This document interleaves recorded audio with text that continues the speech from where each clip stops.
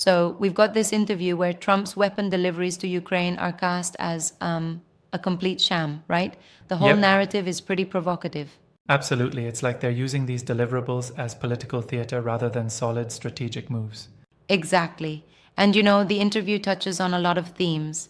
NATO's proxy war against Russia is one, the idea of a 50 days scenario, and even the notion that sanctions just won't work. Got it. Right. And then there's that chilling comment about Zelensky.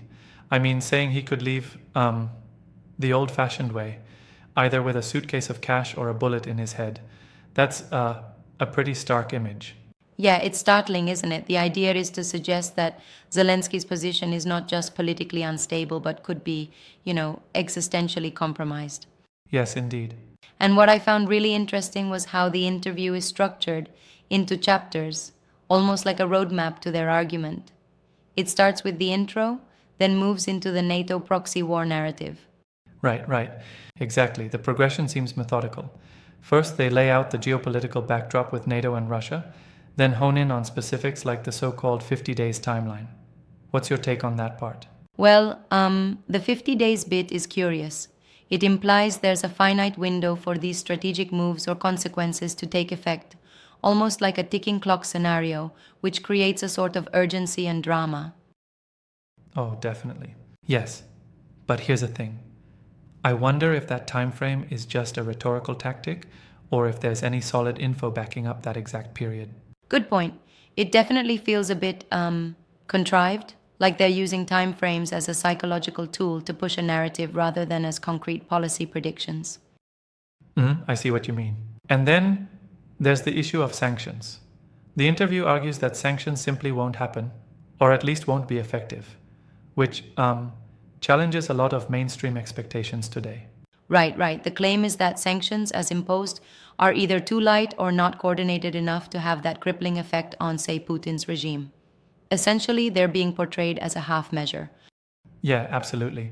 Now, I have to say, I do find that a bit too dismissive. Sanctions can be tricky to enforce, but history shows they sometimes work. Exactly. That's the nuance I was thinking about too. So, would you say the interview is oversimplifying the situation to build a more dramatic narrative? In some ways, yes. It's like they're painting a very stark picture of a no win scenario, a situation with no happy ending, as they put it. And that's meant to galvanize opinion, especially in a politically charged climate. And then we get to the part on drone warfare. That segment adds another layer of complexity. It almost ties the whole tech and modern combat discussion into the political narrative. Would you agree? Oh, absolutely. The drone warfare segment is interesting. It shows how modern military tactics mesh with political symbolism. It's like they're saying, look, these aren't just old school weapons. These are high tech, unmanned drones, and they're emblematic of this whole proxy conflict. Right, exactly. It's like each chapter builds on the one before it. So by the end, you have this interlocking argument. The weapons deliveries are a sham, the geopolitical game is rigged, and the technology, while advanced, is just another tool in a misguided strategy. I agree. And speaking of narratives, what do you make of their use of hashtags like Dice Scott Ritter, Bags Putin, and of course, Dice Trump?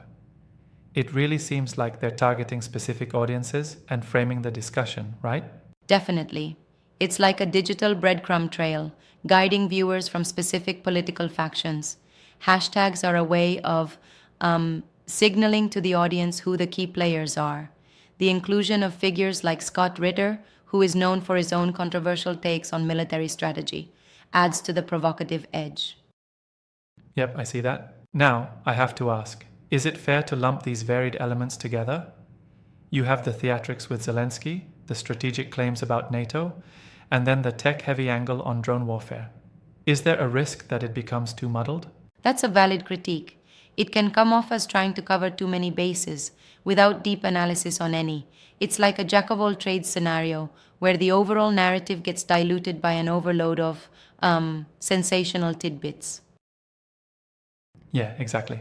Right? Because even if each point is individually compelling, together they can create an atmosphere of hyperbole. Do you see that as a strategy to distract from underlying issues?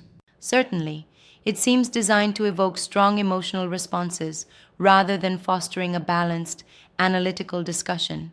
It's a bit like a political soap opera, where the drama overshadows the substance. Very much so. And what about George Galloway? His role in the interview is pretty front and center. His style, controversial and direct, really seems to embody the whole tone of the interview. Absolutely. Galloway's presentation is blunt and unapologetic.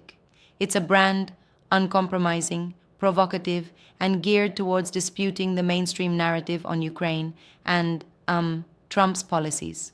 Yes, exactly. And it's interesting because his approach ties into a broader historical context of political commentary that challenges Western policies. It's like he's painting an alternate reality where the established order is being undermined. That's a strong point. But don't you think that his style sometimes risks alienating people who might actually be open to more moderate views? It seems almost too polarizing at times. I get what you're saying.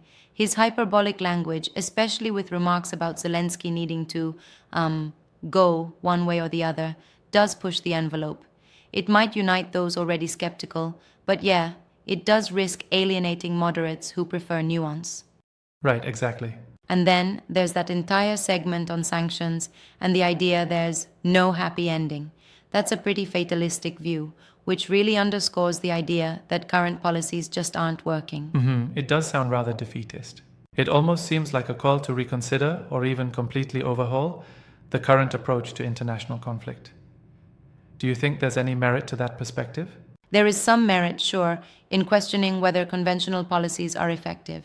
However, sweeping statements like sanctions won't happen or there's no happy ending could be seen as oversimplifications. Yes, absolutely.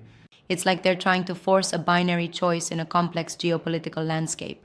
And that's where I think some of the rhetoric might be more damaging than helpful. I agree completely. And then, rounding off with the chapter on drone warfare, what's your take there? Do you see it as reinforcing the overarching narrative? Definitely. The drone warfare bit brings in the modern realities of military strategy. It shows that even as traditional warfare narratives crumble, new technologies are making the battleground even more complicated. Yes, exactly. And it perfectly ties back to the idea that current policies, like the alleged Trump weapons deliveries, are just superficial measures in a far more complex conflict. It's all interlinked. So, overall, would you say the interview effectively exposes the disconnect between political rhetoric and actual strategic practice? Or does it, oversell its case? I'd say it does both. It exposes some real disconnects, like the superficiality of the weapon deliveries and the theatrical aspects of political maneuvering. But it also sometimes oversells the narrative without solid, nuanced analysis. Yeah, that sums it up well. In the end, it's this blend of compelling imagery, like Zelensky's dire options, and a dramatic framing of global conflict dynamics that makes the interview both fascinating and, admittedly, a bit hard to swallow all at once. Yeah, very provocative indeed. Well, it's been a wild ride unpacking all these layers today, from the shams of weapon deliveries to the broader implications on international conflict.